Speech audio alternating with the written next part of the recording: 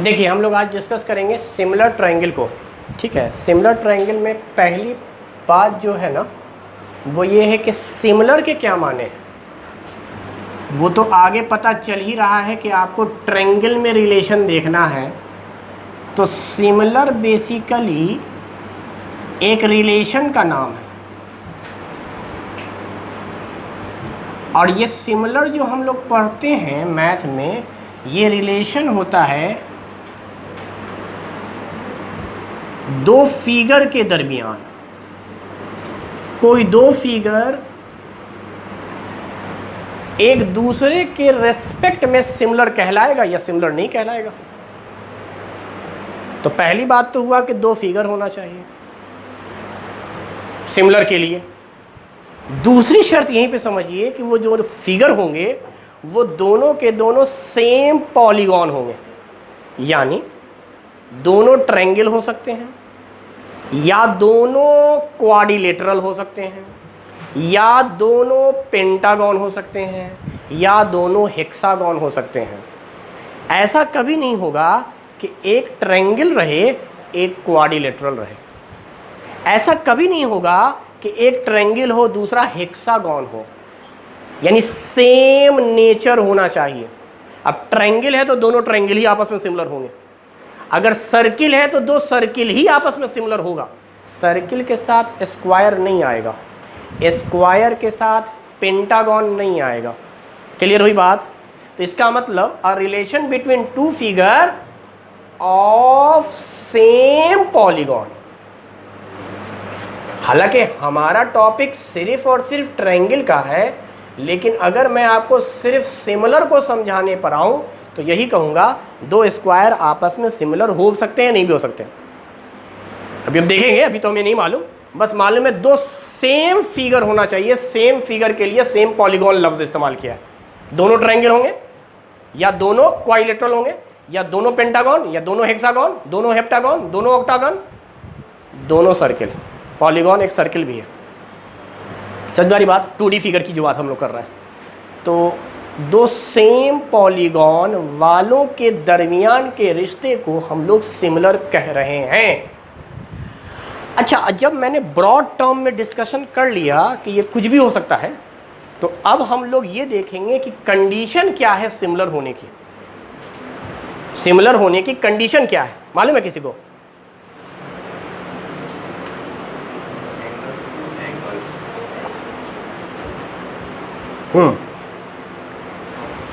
बिल्कुल सही बात है। इसमें कंडीशन है सिमिलर की कि दो पॉलीगॉन कब सिमिलर होंगे कब नहीं होंगे। नंबर वन, पहली चीज, कॉरस्पॉन्डिंग एंगल जो होगा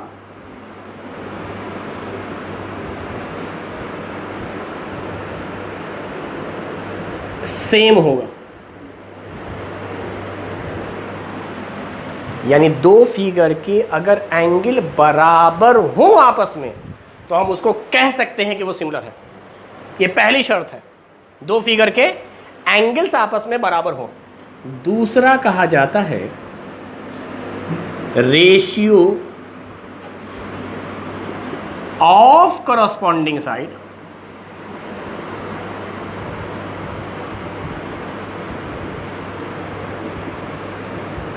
आर सेम या प्रोपोर्शनल। प्रोपोर्शनल से मुराद वही है सेम रेशियो। तो साइड का रेशियो बराबर होगा आपस में, साइड बराबर नहीं होगा, साइड का रेशियो आपस में बराबर होगा और एंगल आपस में सेम होंगे। तब हम कहेंगे कि ये दोनों फिगर आपस में सिमिलर है। जैसे मिसाल के तौर पे यहाँ पर ट्रायंगल चूंकि पढ़ना है तो मैं ट्रायंगल के ही मिसाल आपको दे रहा हूँ। मान लीजिए हमारे पास एक फिगर है, कैसा भी ये ट्रायंगल हो सकता है। अभी शुरू में ये ए है, ये बी है और ये सी है। Let us assume this angle is 60 degree, this angle is 40 degree, और यहां पे एक दूसरा फिगर है P Q R, this angle is 80 degree, this angle is 60 degree. हमें ये बताना है कि ये दोनों ट्रायंगल आपस में सिमिलर हैं या नहीं हैं। सवाल यही उठ रहा है कि ये दोनों आपस में सिमिलर हैं नहीं हैं। अरे बोलना भाई, है नहीं है?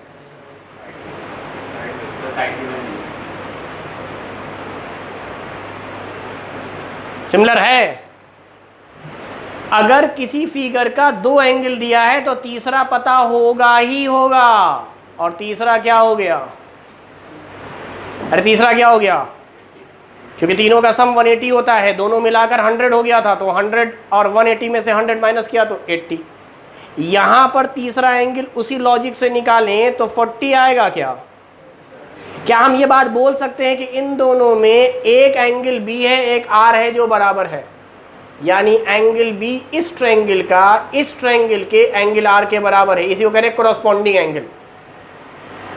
कि एक एंगल इसका उठा, इसका कोई एक एंगल उठा, ये दोनों आपस में क्या हो गया? बोलना रहे,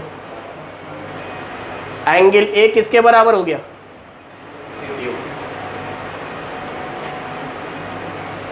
यहां एंगल सी किसके बराबर हुआ है? क्या पहली शर्त पूरी हो गई? अरे पहली शर्त पूरी हो गई। फर्स्ट कंडीशन तो यही था ना कि अगर किसी ट्रायंगल के तीनों एंगल किसी दूसरे ट्रायंगल के तीनों एंगल के बराबर हो जाए तो कहना कि सिमिलर है। ये कभी नहीं होता कि हर बार दोनों कंडीशन दिया रहे। एक कंडीशन भी दी हुई है तो कहेंगे सिमिलर है। एक कंडीशन भी अगर पूरी हो गई तो कहेंगे सिमिलर है। तो इसमें एक कंडीशन पूरी हो गई थी क्या? तो यह सिमिलर है। अब सिमिलर लिखने का एक तरीका है। कैसे? इस ट्रायंगल को अगर हमने लिखा ABC और सिमिलर दिखलाने का तरीका ये होता है इस तरह से, उर्दू में जो मद का साइन होता है वही सिमिलर। अब जरा ध्यान से देख, यहां ABC कहा है तो इधर अपने मन से हम PQR नहीं कहेंगे। मतलब एक ट्रायंगल तो अपने मन से कुछ भी ले लो, ABC ले लो या BAC ले लेते या CAB ले लेते, CBA ले लेते। यानी पहला ट्रायंगल आप कुछ भी ले सकते हैं या क्वेश्चन में जो दिया है वो कुछ भी ले सकता है पहला। दूसरे में एहतियात से आपको उसी के हिसाब से लिखना है। किस हिसाब से? एंगल के हिसाब से। इसमें पहला पॉइंट A है, A एंगल है। A कितना है? इसमें ढूंढ 60 कौन है, तो बस A की जगह पे Q लिख। और देख इस फिगर में दिया हुआ भी है A Q को रिप्रेजेंट कर रहा है, यही है कोरस्पॉन्डिंग। एंगल सेम है, इसका मतलब A की जगह हम बार बार Q लिखेंगे। इस फिगर में A, इस फिगर में Q। अच्छा, इस फिगर में B, इस फिगर में, तो तीसरा तो बचा हुआ। जब Q आ गया, R आ गया, तो बचा हुआ क्या है? अब जब P और C दोनों 80 है तो C और P एक दूसरे का कोरस्पॉन्डिंग पॉइंट हुआ। तो लिखने का सही तरीका ये है, ABC is similar to QRP। अभी तो पहली कंडीशन हुई थी ना। अरे अभी तो पहली कंडीशन हुई थी ना, मुझे तो दूसरी कंडीशन भी लिखनी है ना। तो दूसरी कंडीशन के लिए क्या बोल रहे हैं? जिस तरीके से मैंने कहा पहले ट्रायंगल का आप कुछ भी नाम लिख सकते हैं, उसी तरीके से पहले ट्रायंगल का कुछ भी साइड ले सकते हैं। अब हमने एक साइड लिया AB, दूसरा साइड लिया, तीसरा साइड लिया AC या CA। अब देख, इसमें तो AB लिए हुआ है क्या, यानी 60 डिग्री और 40 डिग्री के बीच का। तो इस फिगर में 60 और 40 के बीच का, इसको ऐसे भी कह सकते थे, यहाँ आपने AB लिया तो यहाँ आप QR लेंगे, यानी इन दो पॉइंट, तो यहाँ भी ये पॉइंट, यानी एक Q के बराबर था, A की जगह Q लिख दे, B की जगह R लिख दे, फिर B की जगह R लिख दे, C की जगह P लिख दे, C की जगह P लिख दे, A की जगह पर। ये है तरीका कि अगर कभी एंगल बराबर हो गए सिमिलर हो जाएगा तो साइड को उसी हिसाब से लिखना है। कहती बात समझ में आती है ना आती है? अरे बोलना भाई, आगे समझ में। तो ये तो मैंने ऐसे ही सिर्फ समझाने के लिए कहा। अब अगला फिगर दे रहे हैं, तुझे ये बताना है कौन सिमिलर है कौन सिमिलर नहीं है। याद रखना, अगर सिमिलर होगा तो तुझे पूरी बात लिखनी होगी जैसे मैंने लिखा है कि ये फिगर इसके सिमिलर था, लिहाजा साइड प्रोपोर्शनल है। किसी एक ट्रायंगल के तीनों साइड ऊपर होंगे, प्रोपोर्शनल का ये मतलब एक ट्रायंगल के तीनों साइड ऊपर होंगे, दूसरे ट्रायंगल के तीनों साइड नीचे होंगे, इसी को प्रोपोर्शनल कहते हैं। क्लियर? चलो, अब आपको क्वेश्चन हम दे रहे हैं फिगर बनाकर, और ट्रायंगल का ही देंगे क्योंकि टॉपिक हमारा सिमिलर ट्रायंगल ही है। आपको ये डिटरमाइन करना है पहले कि फिगर सिमिलर है या नहीं है। और मैंने चूंकि बात एंगल से शुरू की है तो मैं एंगल ही की बात करूंगा पहले, बाद में दूसरी कंडीशन की बात करेंगे।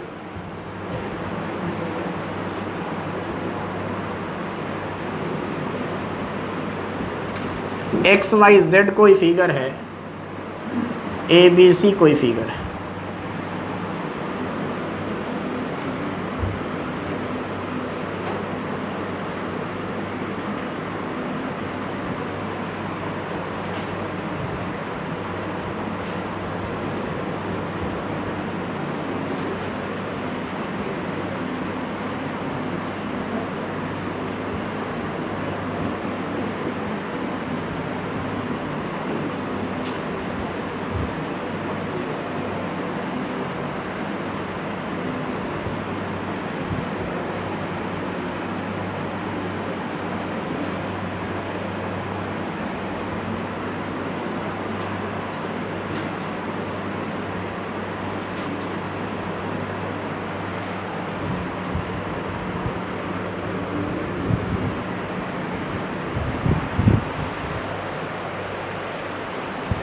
दो फिगर हमने दिया है, आप मुझे बताएं दोनों सिमिलर है, कोई एक सिमिलर है, दोनों सिमिलर नहीं है।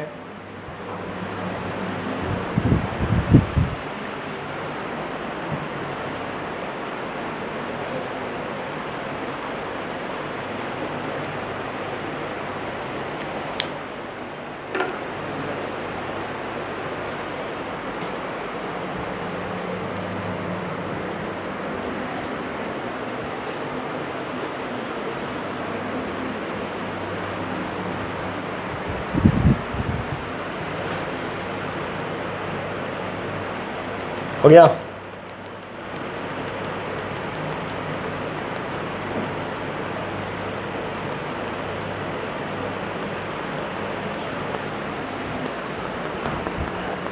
हो गया। पहला वाला सिमिलर है नहीं है? पहला वाला सिमिलर नहीं बात आ रही है कि नहीं है? काहे नहीं है? एंगल आपस में बराबर नहीं है। बराबर का मतलब तीन एंगल इसमें, तीन एंगल इसमें, सब बराबर हो। तो भाई तीसरा एंगल तो आप निकाल ही सकते हैं ना। यहां पर कितना आया तीसरा एंगल? यहां तीसरा एंगल कितना आया? अरे बोलो 70। इसका मतलब इसका एक एंगल इसके एक एंगल के बराबर, या तो इसके या उसके। इसका कोई दूसरा एंगल किसकी दूसरे एंगल के बराबर आ रहा है? सिर्फ एक एंगल ही तो आपस में बराबर है, बाकी दो एंगल डिफरेंट है। एक हुआ कि बराबर दिया ना होता, क्वेश्चन में गिवन ही ना होता तो हमें पता नहीं होता। यहां गिवन है, गिवन है इसका मतलब अनइक्वल एंगल। अगर एंगल बराबर नहीं है तो सिमिलर नहीं हो सकता। मतलब क्या लिखेंगे? ABC is not similar to triangle XY। Similar नहीं है, ये दोनों ट्रायंगल आपस में सिमिलर नहीं है। मुझे एक बात बता, कॉन्ग्रुएंट है क्या? कॉन्ग्रुएंट है क्या? एक लफ्ज़ आया कॉन्ग्नेंट, है कि नहीं है?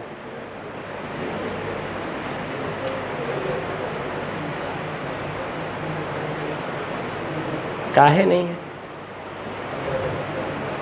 कॉन्ग्नेंट ना होने की वजह, सिमिलर ना होने की वजह समझ में आया कि एंगल बराबर नहीं था, इसलिए हमने इसको सिमिलर तो नहीं कहा।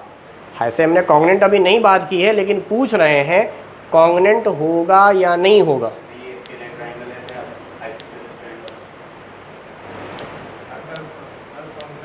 एक मिनट, तो इसे क्या होगा? स्केलन है, आइसोसेलस, इससे क्या साबित करना चाह रहा तू? बस मुंह खोला कुछ ही बोल दिया।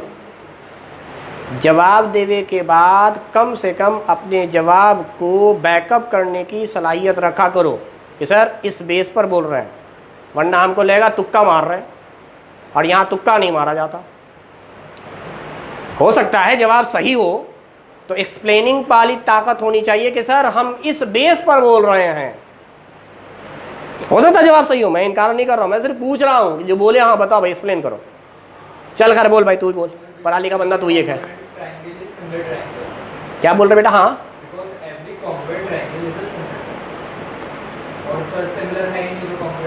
मतलब हम ये बताना चाह रहे हैं कि इंसान में ही हिंदू मुसलमान हुए हैं।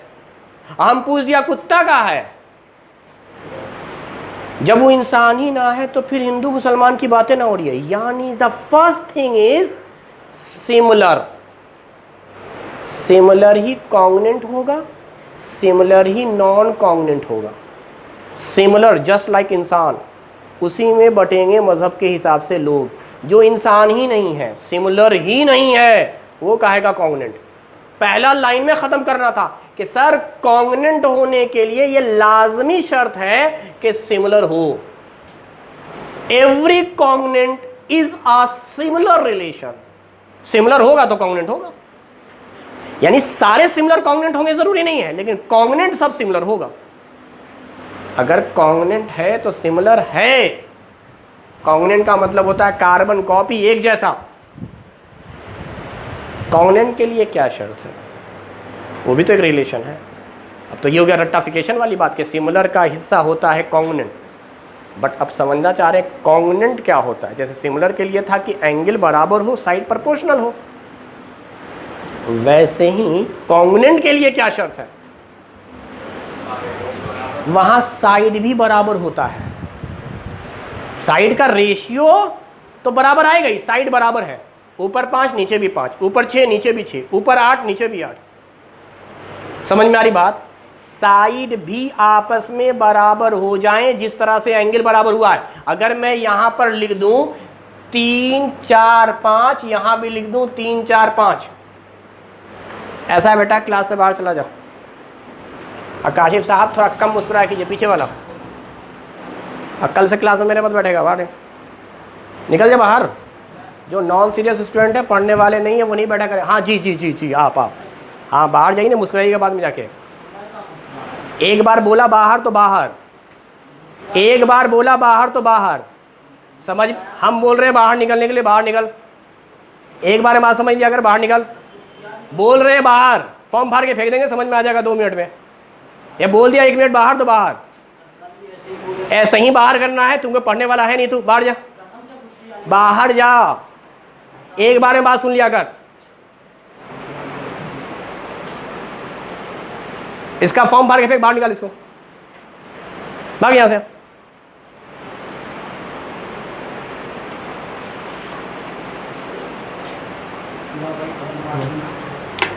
मजाक बना लिया है, पढ़ने वाला नहीं। ते पढ़ने वाला है, ते क्यों मुस्कुरा रहा है? हैं? पीछे जाके बैठ।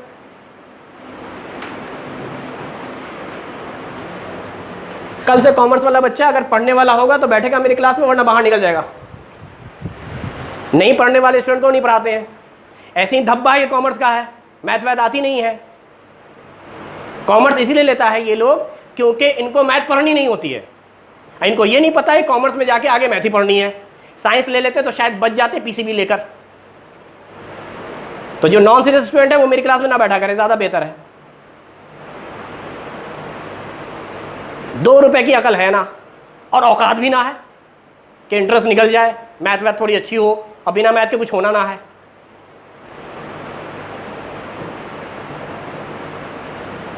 कल से बैठना है तो साइंस वाले की तरह बैठा कर, जैसे साइंस वाला स्टूडेंट सीरियस होता है बैठता है, साइंस वाले के मुकाबले में है भी ना कुछ, ना जीरो है, औकात लेवल है ना। और उसके बाद आके आप दे ड्रामा किए पड़े हैं। मेरी क्लासरूम में पिन ड्रॉप साइलेंट होता है, जब हम पढ़ा रहे हैं तो एक एक लफ्ज़ के कुछ माने होते हैं। गधे के नाइट है, ना पढ़ने वाले हैं, ना कुछ है, ना फ्यूचर है कुछ। बैठना है तो तरीके से बैठना है, नहीं बैठना है तो बाहर जाइए, मुझे कोई दिक्कत नहीं है। साइंस वाले को मैथ पढ़ाते हैं, मैथ पढ़ाएंगे साइंस वाले को, आर्ट्स कॉमर्स वाले को ऐसे ही लात मार के निकाल देंगे, क्योंकि पढ़ने वाला वो है ही नहीं। जो पढ़ने वाला बच्चा वो सलीके से बैठ के पढ़ेगा। एक सवाल का जवाब तो आना रहा है, अब बैठेगा सारा जाहिल एक साथ। कम से कम पढ़े लिखे लोगों के साथ बैठ तो कुछ डिस्कस भी हो जाए, कम से कम कुछ बताए तो सुने भी। लेकिन वो आदत है ना, कुत्ते की भीड़ कुत्तों में रहेगी, अच्छी जगह नहीं जा सकती, ना तरबियत है, ना ढंग है, ना तरीका है।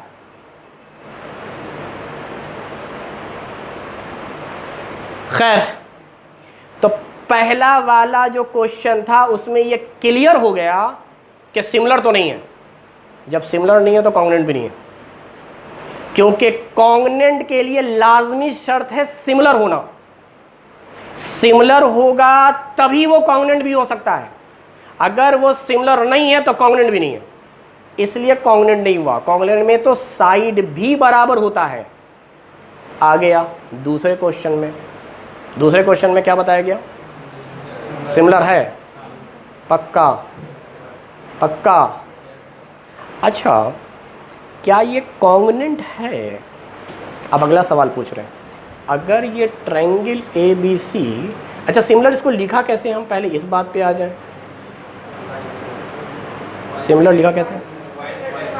हाँ, क्योंकि A के बराबर Y हो गया है। अगर हम यहाँ तीसरा एंगल निकालें तो ये Y होगा, यही होगा। यहाँ अगर तीसरा एंगल निकालें तो ये, तो अब देख इसका एक एंगल A लिया है जो कि 100 है, और इस फिगर में 100 वाला कौन है? यहाँ लिया 20, यहाँ 20 कौन है? यहाँ C लिया 60 डिग्री, यहाँ कौन है? इसका मतलब साफ है कि इसके 3 एंगल इसके 3 एंगल के बराबर हैं, सिमिलर तो हो गया। क्या ये कॉन्ग्रुएंट भी है? क्या ये कॉन्ग्रुएंट भी है? सवाल ये है, क्या ये कॉन्ग्रुएंट भी है? बोल में नहीं करेगा। अरे कॉन्ग्रुएंट है नहीं है? तो ऐसा बोलने में क्या जा रहा है कि सर हो भी सकता है, नहीं भी हो सकता है। ये मैं इसलिए बता रहा हूं कि आगे का एक कॉन्सेप्ट समझाना है, इसलिए यहां ये सवाल ले रहे हैं। कैसे तुझे पता कि हो भी सकता है, नहीं भी हो सकता है? बात सही थी, बट कैसे लगा तुझे? इसका मतलब कॉन्ग्रुएंट के लिए लाजमी शर्त है साइड का होना, सिमिलर के लिए लाजमी शर्त है एंगल का होना। इसीलिए नंबर 1 में एंगल की बात कर रहे हैं। दोनों में डिफरेंस है बेटा, ठीक है। सिमिलर ही कॉन्ग्रुएंट होगा आगे चलकर, बट सिमिलर के लिए एंगल पैरामीटर बनेगा सबसे पहले, और कॉन्ग्रुएंट के लिए साइड पैरामीटर है। मुझे नहीं मालूम कि ये वाली साइड जो 20 डिग्री और 100 डिग्री के बीच में है और ये वाली साइड आपस में बराबर है, नहीं पता है, मगर इतना ज़रूर पता है कि प्रोपोर्शनल होगी, प्रोपोर्शनल होगी। AB नीचे पता नहीं, BC सी है। अच्छा, AB अगर है तो यहां पर क्या लिखेंगे? BC अगर है तो क्या लिखेंगे? और CA है तो क्या लिखेंगे? तो क्या ये आपस में सिमिलर की कंडीशन फॉलो कर रहा है? अगर सोच ये दोनों बराबर है, 5-5 रेशियो आ गया 1, ये दोनों बराबर है, मिसाल के तौर पे 6-6 ही रहता, 6-6 ही रहता तो 6-6 इसका रेशियो भी हो सकता है। ये 7-7 होते मतलब स्केलन ट्रायंगल भी आपस में सिमिलर हो सकता है। भाई 5 6 7, अगला फिगर भी 5 6 7, रेशियो 1 आना चाहिए, इसी को कहते हैं कोरस्पॉन्डिंग साइड। जरूरी नहीं है कि तीनों साइड बराबर हो एक ही ट्रायंगल के, ना ना, ये तो एक ट्रायंगल का रिश्ता नहीं है, रिश्ता है दो ट्रायंगल के बीच में। तो दो ट्रायंगल के बीच का मतलब इसके ट्रायंगल के साइड और इसके ट्रायंगल के साइड आपस में बराबर हो गए तब कॉन्ग्रुएंट। अगर बराबर नहीं हुए, रेशियो में हुए, तब सिमिलर। तो सिमिलर के लिए रेशियो होगा। रेशियो कैसे होगा? हो सकता है ये 5 हो, ये 10 हो, ये 6 हो, ये 12 हो, ये 7 हो, ये 14 हो। तो रेशियो हर जगह 1/2 1/2 1/2, लेकिन साइड्स बराबर नहीं है, साइड बराबर नहीं। तो दो ही बातें हो सकती हैं, जब एंगल बराबर होगा तो साइड या तो बराबर होगी या साइड मल्टीपल होगी। साइड मल्टीपल होगी, ये बात हम क्लियर रखना ज़हन में। जैसे कहा जाता है इक्वल एंगल के सामने का साइड इक्वल होता है, इक्वल एंगल के सामने का साइड। तो इसके माने ये समझे गए कि अगर ये 100 है, अगर ये 100 है और ये वाला साइड 5 है, समझाने ला बता रहा हूँ खाली, अगर ये 100 है और ये 5 है बेटा, यहां ये 100 है तो ये कितना होगा ना, जरूरी ना है। सेम का मतलब यही समझा रहे हैं, सेम का मतलब यहां मल्टीपल है, यानी 5 के पारे में होगा। यार 5 का ही 5 भी हो सकता है, 5 दूनी 10 भी हो सकता है, यानी या तो ये साइड 5 हो या साइड 10 हो या 15 हो या 20 हो। खेल ये है कि अगर दो फिगर है, एक में अगर 100 के सामने वाली साइड 5 है तो दूसरे फिगर में 100 के सामने वाली साइड जरूरी नहीं है कि 5 हो, 5 के टेबल में हो, 5 हो सके है, 10 हो सके है, 15 हो सके है, 20 हो सके है, 25 50 कुछ भी हो सकता है। अगर 5 रहा तो उस कंडीशन में कॉन्ग्रुएंट, अगर 5 के अलावा कुछ भी हुआ उस कंडीशन में सिमिलर। तो सिमिलर एक ब्रॉड टर्म है, कॉन्ग्रुएंट एक स्पेसिफिक टर्म है कि यहां अगर 5 तो वहां भी 5। तो जब मैंने कहा ब्रॉड टर्म सिमिलर ही नहीं हुआ तो कॉन्ग्रुएंट भी नहीं हुआ। समझ में आ रही बात? तो खेल ये है, इसीलिए एंगल लाजमी शर्त है सिमिलर के लिए कि अगर एंगल बराबर हो गया बेटा तो हम लोग कहेंगे कि दो फिगर आपस में सिमिलर है। कॉन्ग्रुएंट के लिए साइड देख लेंगे, अगर साइड बराबर हुआ तो कॉन्ग्रुएंट होगा, अगर साइड बराबर नहीं हुआ तो कॉन्ग्रुएंट नहीं होगा। जैसा कि मैं 2 क्वेश्चन और देखता हूं, फिर आगे बढ़ते हैं दूसरे क्राइटेरिया की तरफ। जैसे मैं 2 क्वेश्चन और देखता हूं, चलिए मान लीजिए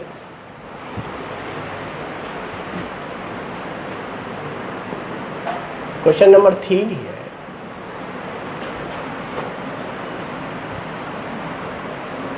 MNO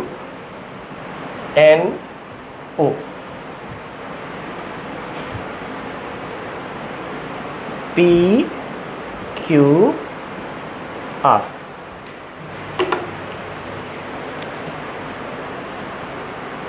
ये है 60 डिग्री, ये है 80 डिग्री, ये है 40 डिग्री।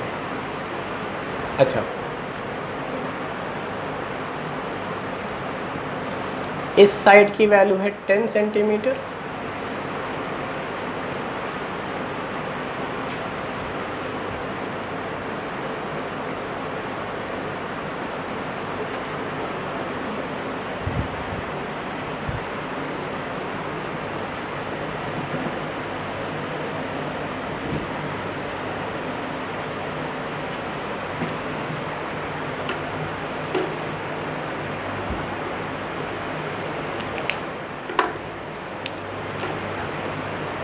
ठीक।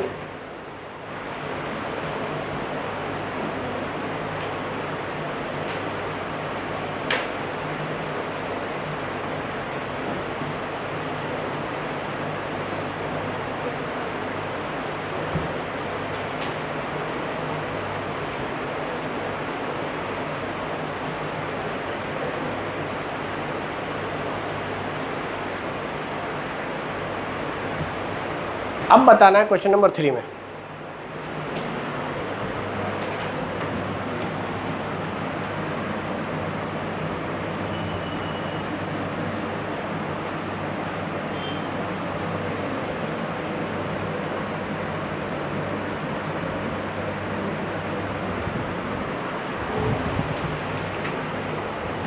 सारी इन्फॉर्मेशन मैंने दे दिया, तीनों साइड पता है, तीनों एंगल पता है।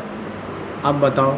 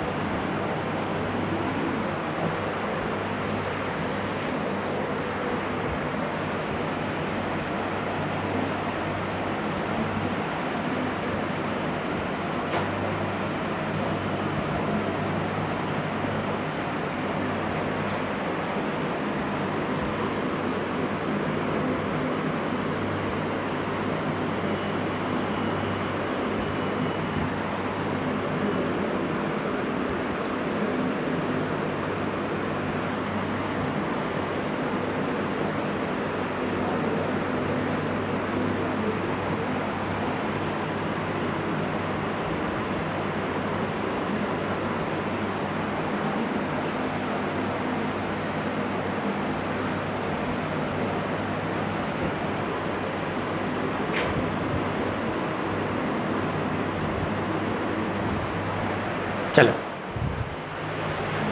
सोच समझ के आराम से जितना समझ में आ रहा है मुझे जवाब दीजिए। चूँकि पहला पार्ट तो हो गया इस फिगर को देख लेने से और क्वेश्चन बना लेने से ख़त्म कि सिमिलर क्या है, कॉन्ग्रुएंट क्या है, इसमें डिफरेंस आपको क्या समझ में आता है, क्या डिफरेंस समझ में नहीं आता है। ये हमने सवाल दे दिए, उसको चौथा और पांचवा कर लीजिएगा क्वेश्चन।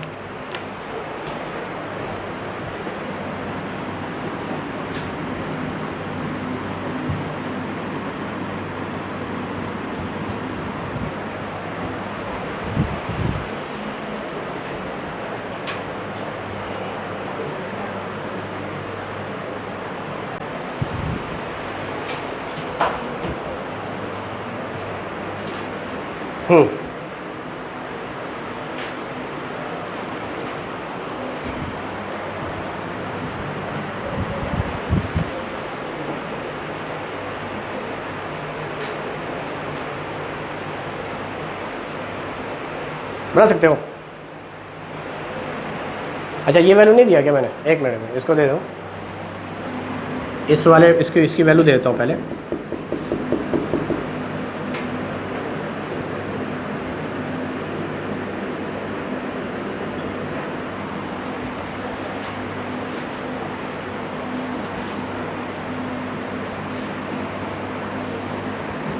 नहीं यार, इसको ऐसा करो, फिर तो ट्रायंगल की कंडीशन ही फुलफ़िल नहीं होगी।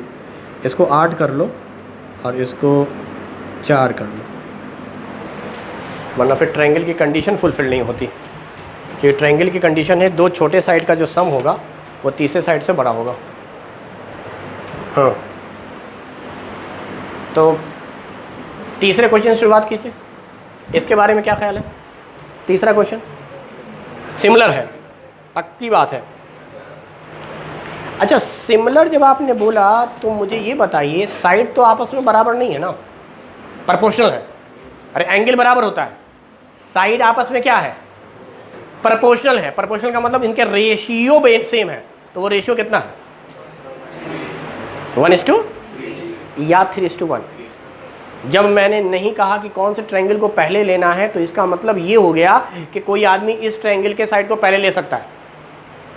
तो यहाँ पर सिमिलर ही है कॉन्ग्रुएंट, क्योंकि रेशियो 1:1 नहीं आया। जिस सिमिलर ट्रायंगल के साइड का रेशियो 1:1 आएगा वही कॉन्ग्रुएंट होगा। इसके कॉन्ग्रुएंट न होने के पीछे रीज़न क्या है? साइड सेम नहीं है, साइड प्रोपोर्शनल है, और उस प्रोपोर्शनलिटी की वैल्यू आ रही है 1/3 या 3/1। सही बात है। एंगल से देखो या साइड से देखो एक ही बात है। इसको कैसे लिखेंगे भाई? तो A B C is similar to, अब देख ए कितना है, सॉरी यहाँ तो ए है ही नहीं, यहाँ लिखेंगे एम एन ओ, पहला ट्रायंगल मान ली इसी को लिख लिया एम एन ओ। जरा बता एम 60 है क्या? इसमें 60 आर है, एन 80, यहाँ 80 पी है, और ओ की वैल्यू है 40, यहाँ 40 है क्यू। अब देख ले इस रेशियो को, देख ले M N by R P निकाल के देख ले। एम एन कितना दिया हुआ है? 5। आर पी कितना दिया हुआ है? 30। ये दिया हुआ है आर पी, सॉरी 15 वही तो 1:3 आ रहा, ठीक। R P 15। उसके बाद एन ओ पी क्यू, फिर ओ एम क्यू आर,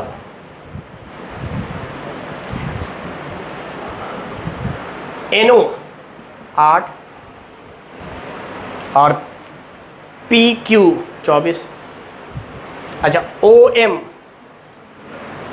10 और क्यू आर, तो यहां से क्या निकल जाएगा? सब रेशियो बराबर है क्या? 1/3 1/3 1/, तो ये वैसे भी प्रोपोर्शनल हो गया भाई। इसका मतलब ये सिमिलर था ही, तो साइड तो प्रोपोर्शनल होते ही, और साइड प्रोपोर्शनल दिख भी रहे। अच्छा एक चीज़ और जो अमूमन तौर पे मुझे स्टूडेंट मिलते हैं वो कहते हैं कि सर जब एंगल दिया रहता है तब तो चीज़ें बड़ी सिंप्लीफाई हो जाती हैं। आगे चल के हम एंगल गायब करेंगे इसलिए बोल रहे हैं पहले ही ये बात कि सर जब एंगल दिया रहता है तो बड़ा आसान होता है इसको लिखना और इसके बाद साइड को रेशियो ले लेना। जब कभी एंगल ही ना हो और ये लिखा हुआ भी ना हो तब कैसे करेंगे? तो समझ उस सिचुएशन में अगर तुझे इस ट्रायंगल के तीनों साइड, इस ट्रायंगल के तीनों साइड दिए हुए हैं, मान ले एंगल नहीं दिया हुआ, मिसाल के तौर पे भी थोड़ा देर समझ रहे हैं, मान ले एंगल नहीं दिया हुआ था, पहले तो हम लोगों ने सिमिलरिटी निकाला एंगल के बेस पर, मान ले एंगल है ही नहीं, खाली साइड की वैल्यू है। अब हमें कैसे पता चलेगा ऊपर के ट्रायंगल का कौन सा साइड लेना है, नीचे के ट्रायंगल का कौन सा साइड लेना है? एंगल पर तो चीज़ें आसान थी कि एंगल को उठा उठा के रखते चले जाओ। तो सुनिए, बड़का भाई बड़के भाई के साथ, छोटका भाई छोटके के साथ, मझलका मझलके के साथ, यानी अगर साइड दिया है तो फिर साइड देखेंगे। इस ट्रायंगल का सबसे बड़ा साइड, सबसे बड़ा साइड कौन है? अगर इसको उठाओगे तो फिर इसके सबसे बड़े को उठाना, यानी बड़े बड़े का रेशियो, मझले मझले का रेशियो यानी इंटरमीडिएट इंटरमीडिएट का, और स्मॉल स्मॉल का रेशियो उठाना। तो इसका सबसे बड़ा साइड, इसका सबसे बड़ा साइड, रेशियो ले ले, कितना आ गया? सबसे छोटा उठा ले, इसमें सबसे छोटा ले ले रेशियो, इंटरमीडिएट उठा ले, हो गया। तो अगर एंगल नहीं दिया रहे तो फिर साइड के हिसाब से देखेंगे और साइड में यही लॉजिक लगाएंगे कि जो ट्रायंगल के तीनों साइड ऊपर दिए हैं और जो नीचे दिए हैं, यानी दो फिगरों में दिए हैं, उन दोनों फिगरों में ऊपर वाले फिगर का सबसे बड़ा तो नीचे वाले का भी सबसे बड़ा, ऊपर वाले का सबसे छोटा तो नीचे वाले का भी सेम होना चाहिए। सेम, जैसे एंगल सेम होता है वैसे ही साइड की वैल्यू भी सेम होनी चाहिए बेटा। अब वो वैल्यू आप छोटे बड़े पर ले सकते हो,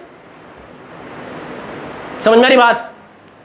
तो इस तरह से आप रेशियो लेकर बता सकते थे। खैर बहरहाल इसमें इस फिगर को तो काफ़ी आसान मैंने किया था, चूँकि एंगल के साथ साइड भी दिया था, ये समझाने के लिए कि ये क्या है, सिमिलर है और साइड दिया है। तो अब आप नहीं कह सकते, जैसा कि यहाँ पर याद आ रहा है, मैंने एक सवाल देकर पूछा था तो अम्मार साहब ने कहा हो भी सकता है, कॉन्ग्रुएंट नहीं भी हो सकता है। कहा ना, एक सवाल दिया था कि वो सिमिलर है, तो आपने कहा हाँ सिमिलर है, तो सिमिलर है तो कॉन्ग्रुएंट है कि नहीं है? तो आपने कहा हो भी सकता है। ऐसी बात यहाँ नहीं बोल पाएंगे आप, ऐसी बात यहाँ नहीं बोल पाएंगे आप क्या बोल पाएंगे? कॉन्ग्रेंट नहीं बोल पाएंगे, आप हर बार यही कहेंगे कि ये 100% सिमिलर है, नॉट कॉन्ग्रेंट, क्योंकि साइड्स यहां दिया हुआ है। इससे पहले वाले केस में साइड नहीं दिया था, इसलिए आपने सोचा ये पूरी तरह से क्या है, similar, not congruent. Question number 4, only similar, सिर्फ सिमिलर है या सिमिलर विथ कॉन्ग्रेंट है? Only similar. चलिए एक बात समझ में आ गई, ओनली सिमिलर, तो गिवन साइड बता AC। अब AC बता कितना होगा। देखिए सिमिलर निकालना तो अब आहिस्ता आहिस्ता काफ़ी आसान होगा, हवा में काम करना शुरू कर देंगे। जब भी कभी दो एंगल दिया हो, जब भी कभी दो, तीसरी निकाल लिया कर, चूंकि तीसरी एंगल निकालना बहुत आसान है। मैथमेटिक्स के रूल के हिसाब से तीनों एंगल का सम 180 हो रहा है। ये दोनों मिला कितना हो गया, तो 70 जोड़ेंगे तो 180 होगा। इसमें भी जोड़ ले, क्या एंगल बराबर हो गए, तो इसका मतलब एंगल अगर बराबर हो गया सिमिलर हो गया। अब बस ये चेक करना है कॉन्ग्रेंट है कि नहीं है। अरे क्या देखना है,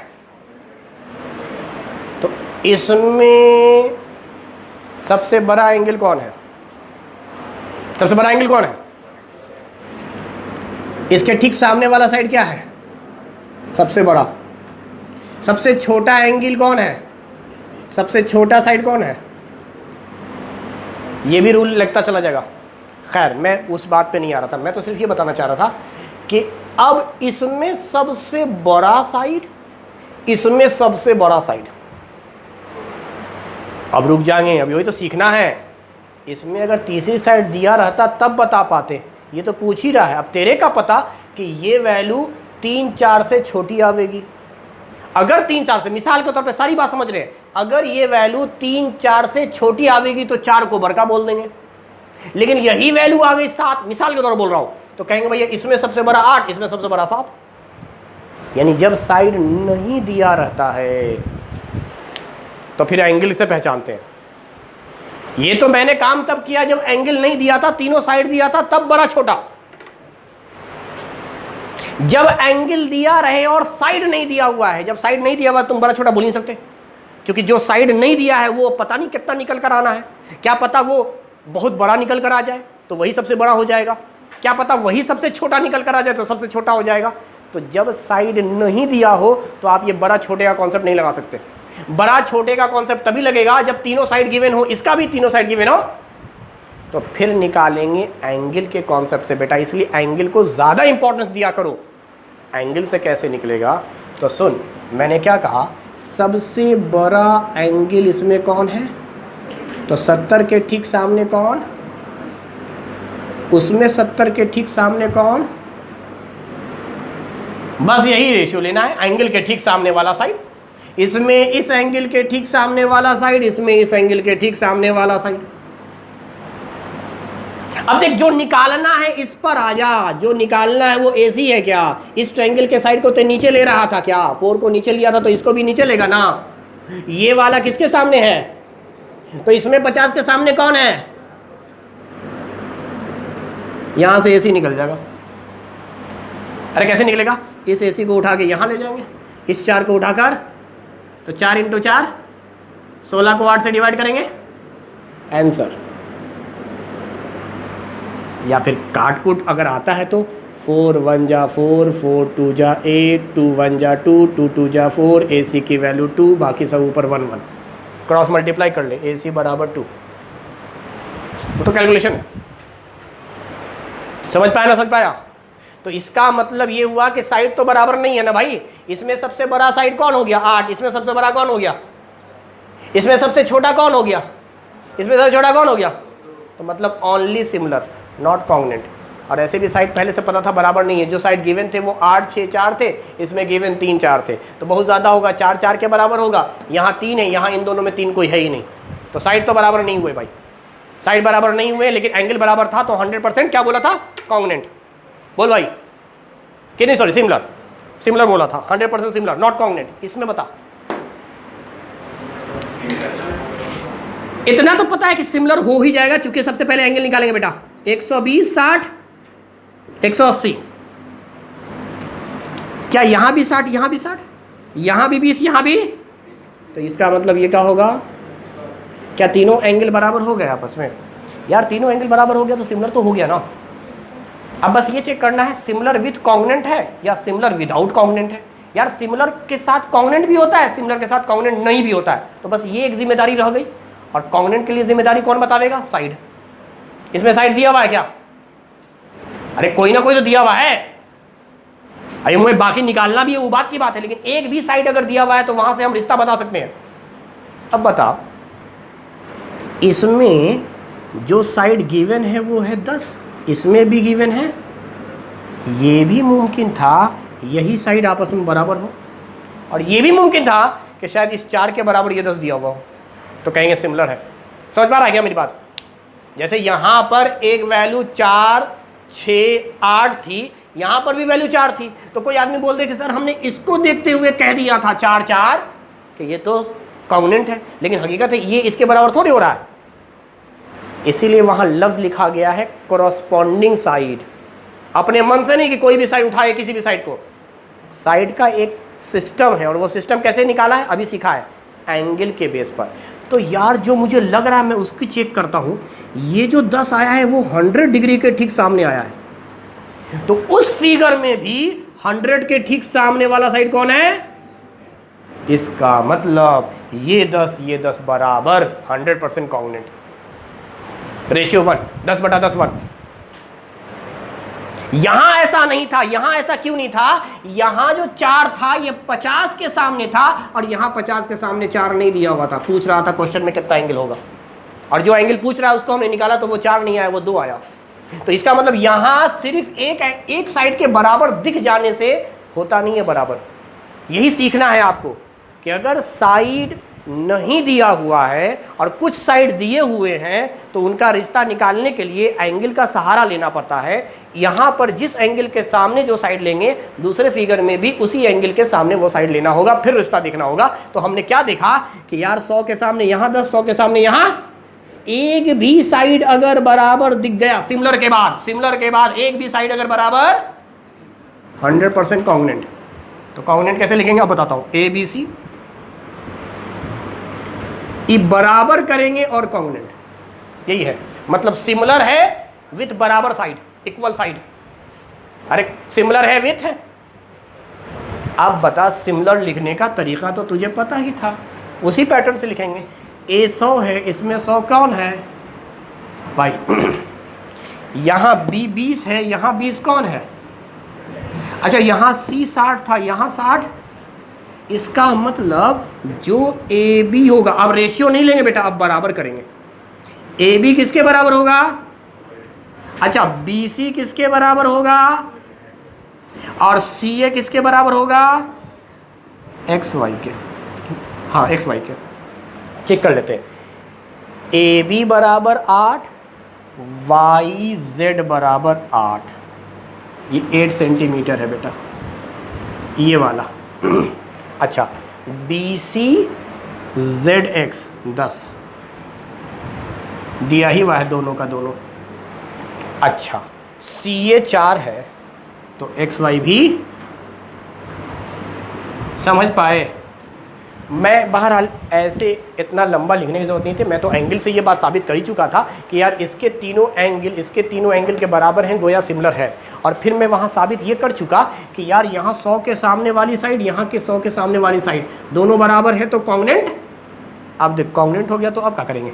यहाँ 60 के सामने वाला, यहाँ 60 के सामने वाला बराबर, यहाँ 8 था वहाँ भी 8 लिख देते, यहाँ 20 के सामने वाला 4, यहाँ भी 20 के सामने वाला, बस ऐसे ही देख देख के उतार देते, इतना कैलकुलेशन पार्ट करने की ज़रूरत ही नहीं है। तो बस यही समझाया आज के लेक्चर में कि सिमिलर और कॉन्ग्रुएंट क्या है। कॉन्ग्रुएंट सिमिलर के बाद सोचना है, पहले तुमको सिमिलर करना है। दो फिगर, दो पॉलीगॉन में रिश्ता है सिमिलर का, और ये रिलेशन बताता है कि एंगल सेम रहेगा तो सिमिलर हो जाएगा। पहली कंडीशन एंगल की ही थी। उसके बाद आपको देखना है साइड का रिश्ता भी, और साइड का रेशियो कैसे देखना है? तो साइड का रेशियो लेकर देखना है, रेशियो सेम आवेगा हर जगह 1/2 1/2 1/2, या 1/3 1/3 1/3, या 2/3 2/3 2/, जो भी रेशियो बहरहाल आना होगा सब जगह बराबर आवेगा। अगर वो साइड नहीं देता है तो हम दोनों बात मान कर चलेंगे कि शायद कॉन्ग्रुएंट भी हो, शायद सिमिलर हो। सिमिलर तो खैर है ही, similar with congruent, similar without congruent. लेकिन अगर वो साइड दे दिया तब 100% सिमिलर विथ कॉन्ग्रुएंट निकलेगा या 100% सिमिलर विथ नॉन कॉन्ग्रुएंट। यानी साइड अगर दे दिया है तो कॉन्ग्रुएंट साबित हो भी सकता है, नहीं भी हो सकता है कि भाई साबित हो गया कि कॉन्ग्रुएंट ही है या नहीं है। कॉन्ग्रुएंट के लिए शर्त क्या है? साइड बराबर हो जाएगा, और अगर साइड बराबर नहीं हुआ तो सिमिलर है। समझ पा रहे हैं नहीं समझ पा रहे हैं? तो जहाँ जहाँ साइड का रेशियो 1 आवेगा या 1:1 आवेगा, इनका रेशियो लेंगे तो 1/1, उन सारे सिमिलर को कॉन्ग्रुएंट कहेंगे। तो मैंने कहा ना, सिमिलर के 2 बच्चे मानेंगे, एक कॉन्ग्रुएंट एक नॉन कॉन्ग्रुएंट। कॉन्ग्रुएंट वो होगा जिसमें सिमिलर के साइड का रेशियो 1:1 होगा। नॉन कॉन्ग्रुएंट वो होगा जहाँ रेशियो 1:1 के अलावा कुछ भी आ जाएगा। समझ में आ गई बात? तो खाली आपको आज सिमिलर ट्रायंगल और उसकी कंडीशंस बताई गई। कल के लेक्चर में थोड़ा और आगे बढ़ेंगे कि सिमिलर ट्रायंगल में हमें पढ़ना क्या है, इसका एप्लीकेशन क्या है, इसमें क्वेश्चंस अगर आएंगे तो वो किस टाइप के आएंगे। आज तो सिर्फ बेसिक कॉन्सेप्ट बताया सिमिलर ट्रायंगल पहचानने का तरीका, कल बात करेंगे क्वेश्चंस की। क्लियर?